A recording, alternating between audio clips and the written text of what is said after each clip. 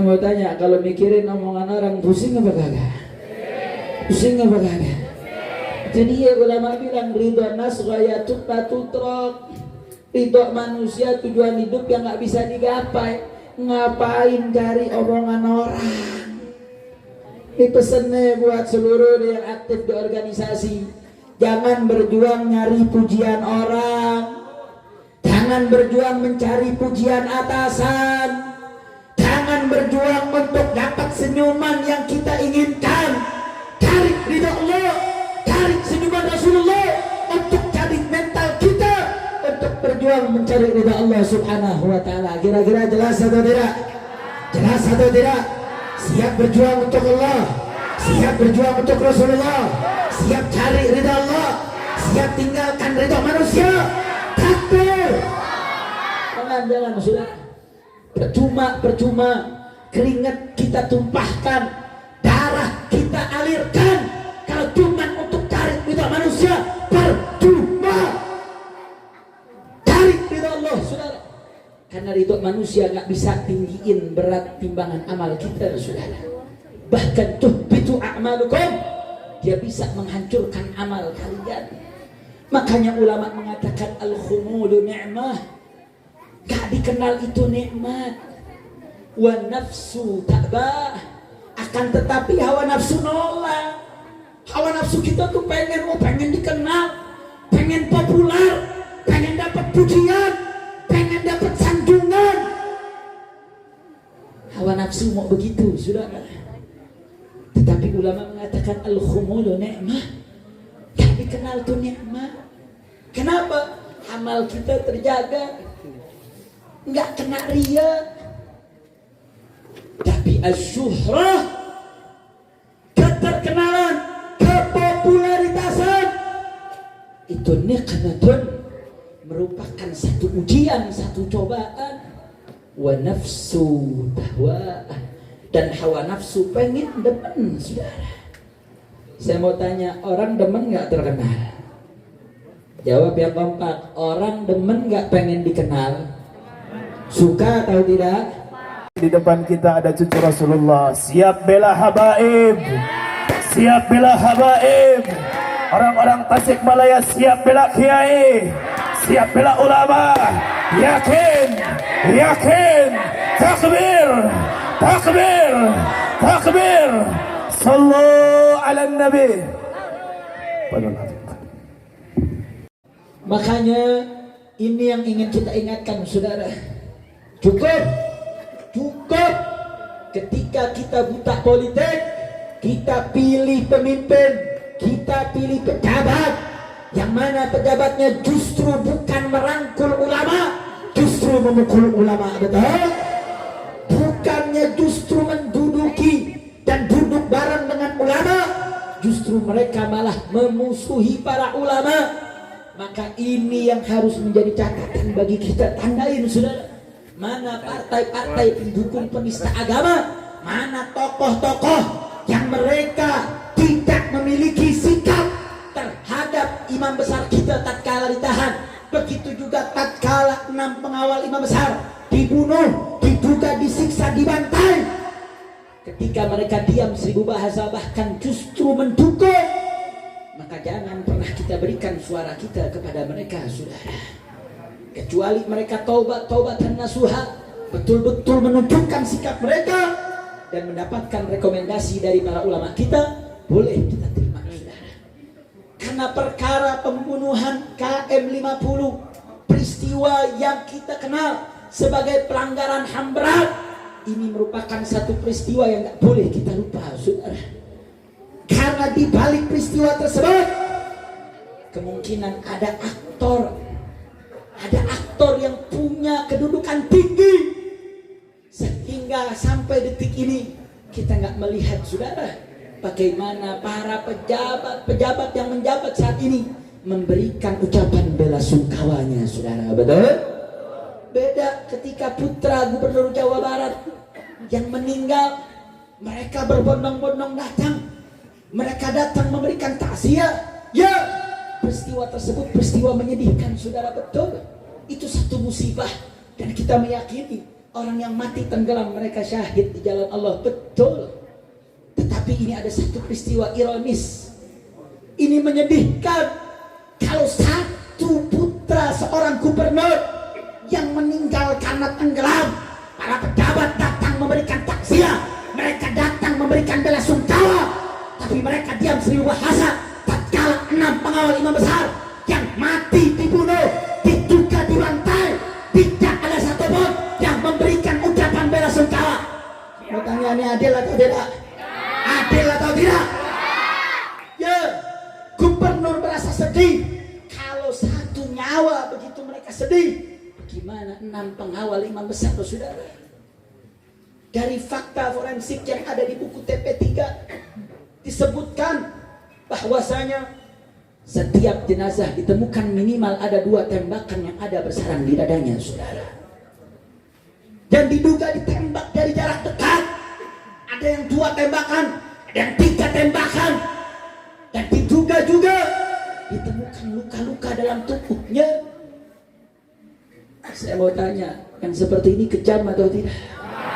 Kejam atau tidak? Biadab atau tidak?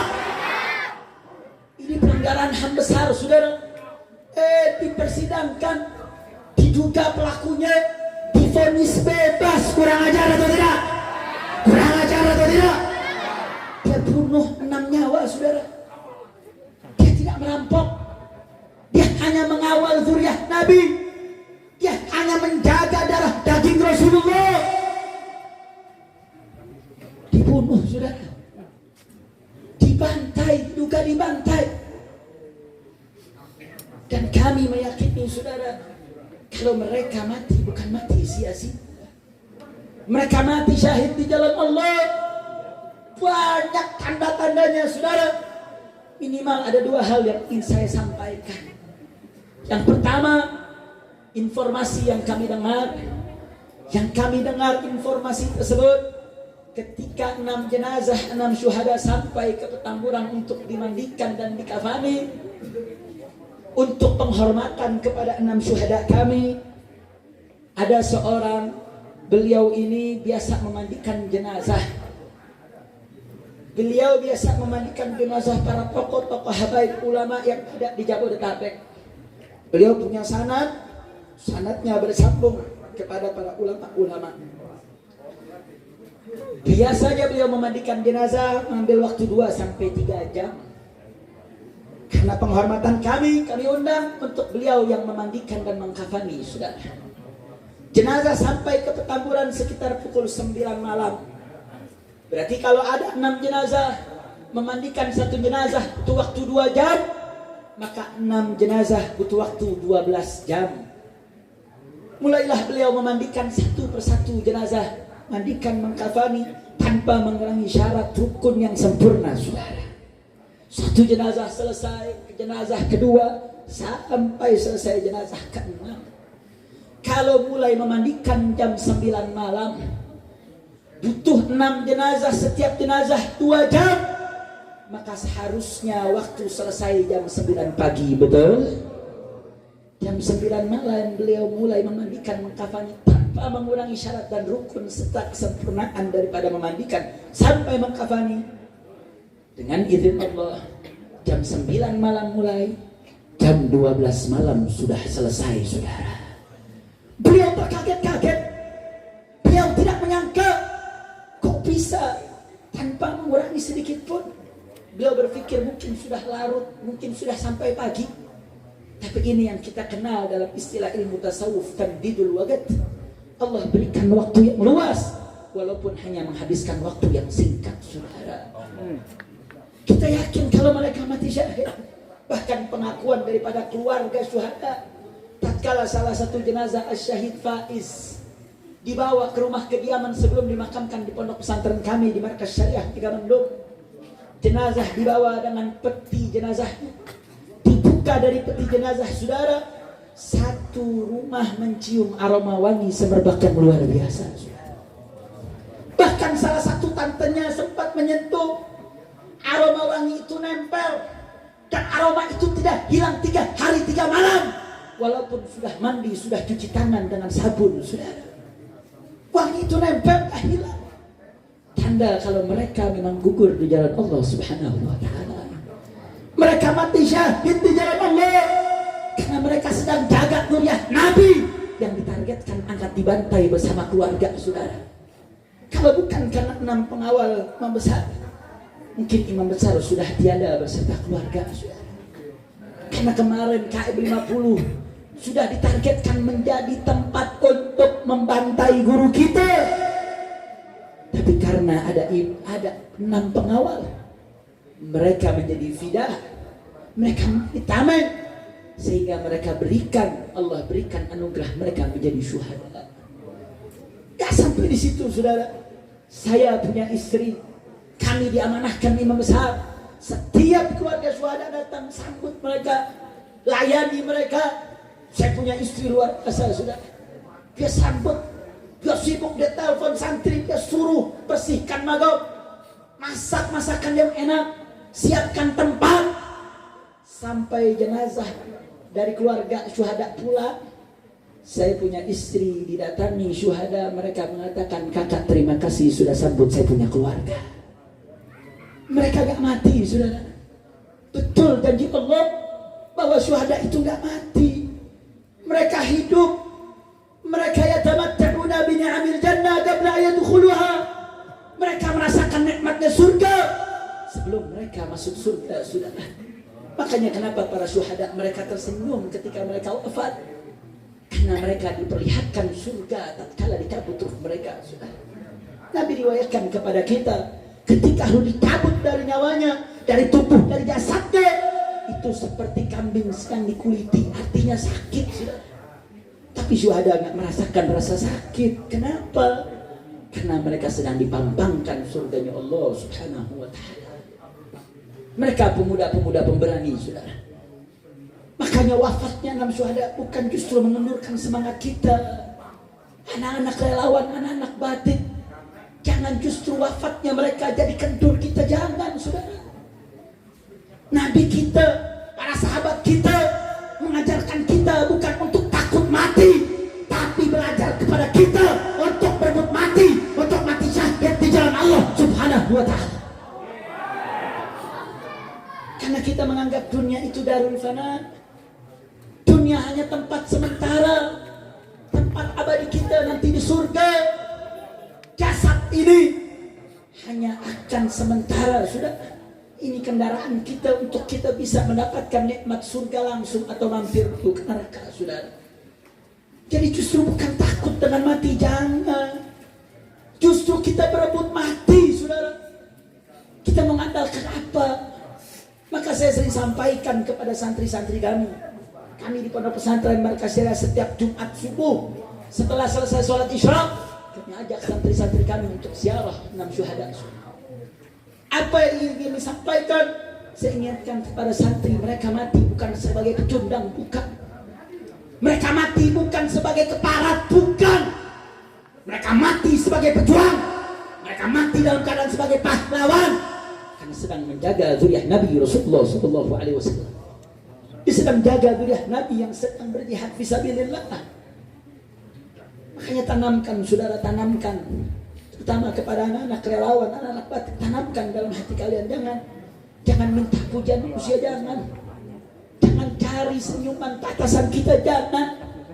Cukup tahamul kita kepada Allah, cukup tijarah kita kepada Allah, cukup cari ridha Allah, jangan cari ridha manusia. Iskaliman syahida, hiduplah mulia atau mati syahid. Pilih.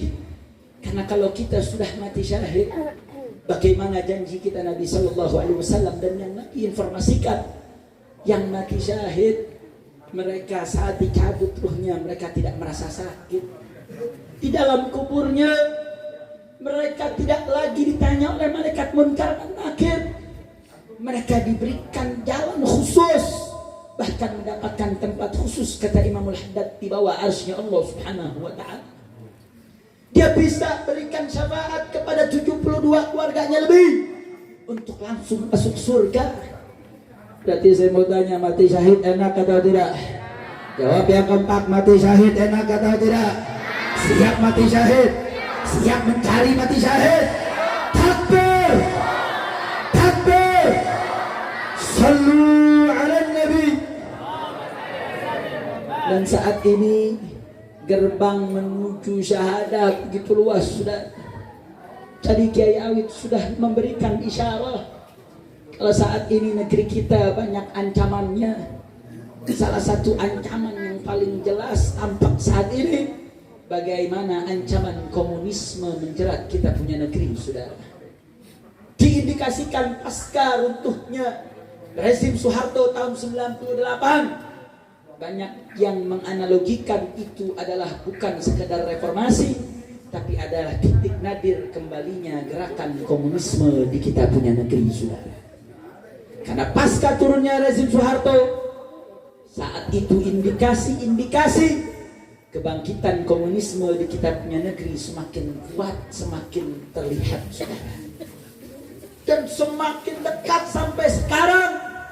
Bagaimana penistaan demi penistaan, penghinaan demi penghinaan, bahkan sampai pembunuhan, melukai para tokoh-tokoh ulama begitu masif, begitu banyak, saudara. Seakan-akan seperti air bah yang bukan semakin surut, justru semakin tinggi dan semakin membesar. Bagaimana imam besar kita dengan jelas dan gamblang mengingatkan bagaimana kekhawatiran indikasi kebangkitan PKI yang semakin tinggi, sehingga umat Islam perlu dan wajib untuk waspada. Kenapa? Kalau nanti komunisme betul-betul telah menampakkan dirinya, maka yang mereka cari yang pakai peci, yang pakai kerudung, saudara. Yang akan mereka datangi pondok-pondok pesantren, yang mereka akan datangi masjid-masjid.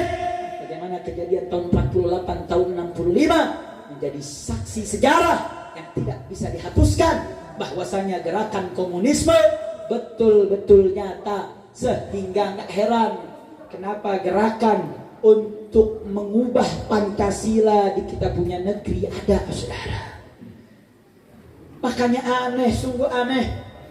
Kemarin kita dengar ada sekelompok digerebek dan ditemukan di dalam rumahnya, di dalam kantornya buku-buku tentang jihad, buku yang membahas tentang khilafah, dijadikan barang bukti terorisme.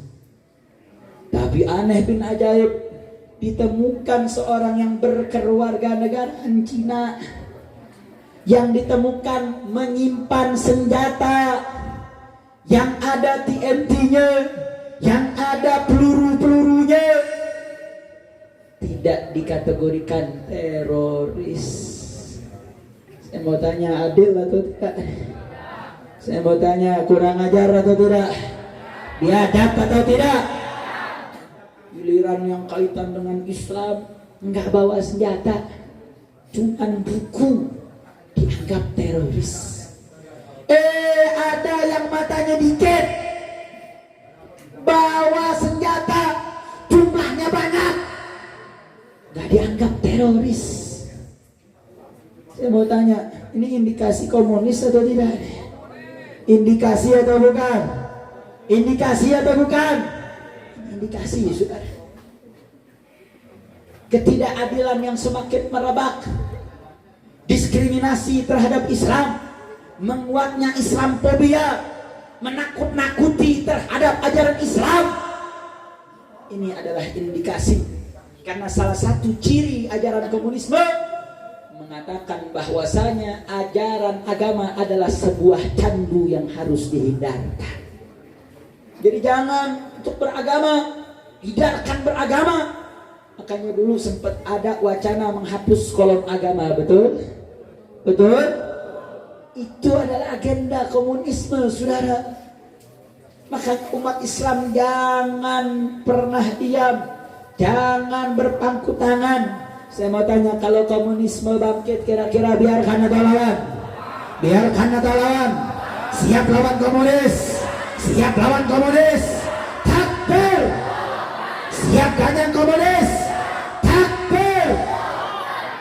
Jaga saudara. Jaga ulama kita, jaga masjid-masjid kita, jaga pondok-pondok pesantren kita. Besok komunisme bangkit, umat Islam harus bersatu, umat Islam harus melawan, tuntaskan komunisme sampai ke akar-akarnya, betul? Betul. Sekali lagi saya mau tanya, siap lawan komunis? Siap perang dengan komunis? Siap ganyan komunis? Angkat tangannya, takbir! Takbir! Takbir! Sallu ala Nabi. Makanya saya miris, saudara. Saya sedih lihat negeri kita betul-betul sudah dalam cengkraman oligarki. Para pemodal yang mengatur negeri kita dengan uang-uang mereka, saudara. Kemarin saat Haji Munarman beliau ditahan, bagaimana pihak kepolisian begitu sigap dan sergap, begitu cepat untuk mengamankan Haji Munarman. Tapi kemarin, saudara, ada perempuan lonte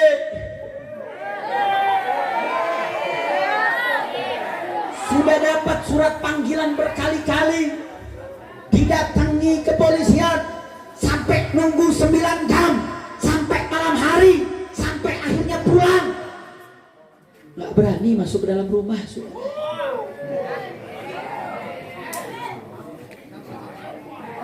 Di negeri kita lebih terhormat lonte daripada ulama. Mau tanya yang begini, geblek atau tidak? Kacau atau tidak?